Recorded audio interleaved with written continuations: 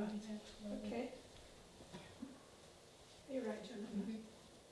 Well, tonight I'm actually standing in my grandmother's shoes, quite literally, because this is part of her story. This little booklet knocked about in our house all my life, and it wasn't until I properly inherited it that I realised what a little treasure it was, because it says that it's songs from the Westmoreland pageant, with words by W.T. McIntyre. That was Walter Travers McIntyre. He taught at Kendal Grammar School, and he was principal at Tully House. And the music's by George Rathbone, and he was the organist at Cartmel Priory. So, that is what, but the little verses, the little poems are an absolute gem. So I tried to do a bit of research. I wrote to local papers. Where was this held? Does anybody know anything about it? I wrote to the WIs and said, was this something to do with you? Oh no, they said. Somebody had a look in the record office. Anyway, just before lockdown, a friend of mine turned up with a bit of paper. He said, you might like to see this. This is a photocopy, and it's actually the music. And it says, for Westmoreland Federation Women's Institutes, and it's dated 1927. So, we know that much, but we still don't know where it was held. One of the lovely, lovely poems, well, it's called a song, and the music obviously is in the booklet. It's called Song of the Pack Horsemen, so extremely fitting. From morning till eve, mid sun and rain, we follow the road with our pack-horse train, by smiling pasture or rugged ridge, through foaming wharf and o'er crazy bridge, or the perilous sands of Morecambe Bay, or the misty rhinos we make our way, and ever resounds over flood and fell the sleepless sound of the pack-horse bell.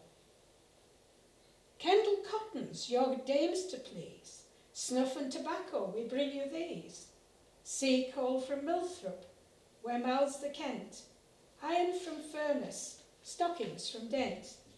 O Westmoreland people, where'er they dwell, welcome the sound of the pack-horse bell.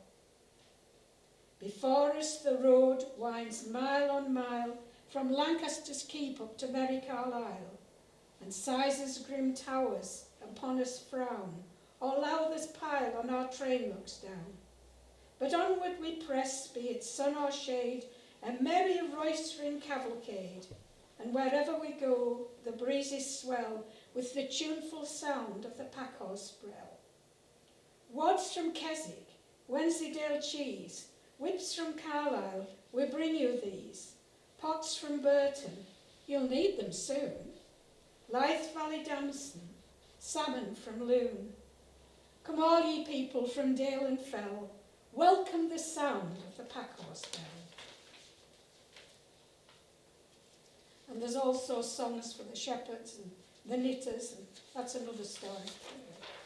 Now the other bit I've been asked to talk to you about is the corpse routes. These routes were defined as the way the dead were carried from outlying communities to their local parish church in medieval times. Here in Shap we have two, the one from Mardale and another from Hardendale, both converging at the same point at Shap Church. Up until 1728, Mardale did not have a licence for burial, so the dead were strapped onto ponies and taken over the Corpse Road or Kirkgate via Swindale to Shap for burial, a distance of 7 miles. This wild terrain gave rise to many tales of ghostly horses haunting the area. But one story, which I think is very believable, tells of how a small child watched the departure of his grandmother's cortege from the window, and some time later shouted, "Mother, mother, Ganny's go back." The horse had escaped and returned home complete with its burden. Thank you.